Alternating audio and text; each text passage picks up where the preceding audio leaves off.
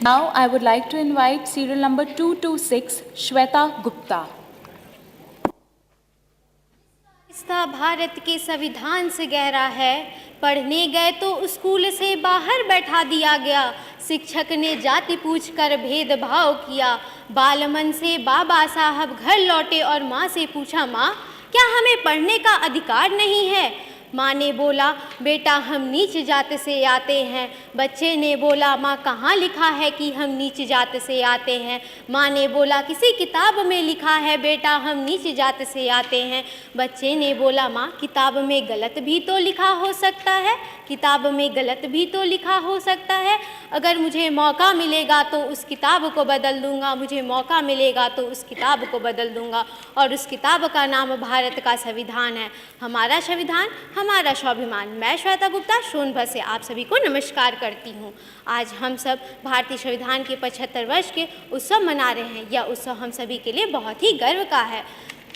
भारतीय संविधान हमारे देश विश्व का सबसे बड़ा संविधान है और हमारे देश की अर्थव्यवस्था विश्व की 5वीं सबसे बड़ी अर्थव्यवस्था है। भारतीय संविधान नागरिकों को ये विश्राम देता है कि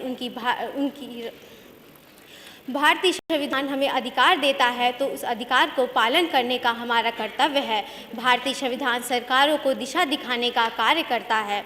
भारतीय संविधान ने हमें फ्रीडम ऑफ स्पीच का अधिकार दिया है। इसके अंतर्गत किसी भी व्यक्ति को अपनी विचार को व्यक्त करने का अधिकार है। भारतीय संविधान ने हमें राइट ऑफ इंफॉर्मेशन का अधिकार दिया गया है, जिसके अंतर्गत कोई भी व्यक्ति सरकार के विभाग से कोई भी जानकारी प्राप्त कर सकता है। अध्यक्ष महोदय, आज मैं बात करूंगी अपने देश के पेंडिंग केसेस की। हमारे देश में 5 करोड़ केसेस पेंडिंग है, जिसमें 3.8 crore criminal cases, 1.2 crore civil cases pending है। हमारे देश में अध्यक्ष महोदय 10 लाख लोगों पे मात्र 14 जजेस हैं।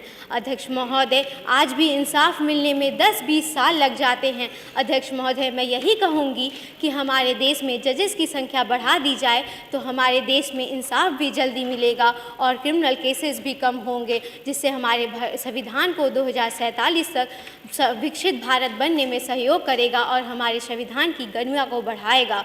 अध्यक्ष महोदय, मैं ही अपनी बात को समाप्त करती हूँ। जय हिंद, जय भारत, जय जवान, जय किसान।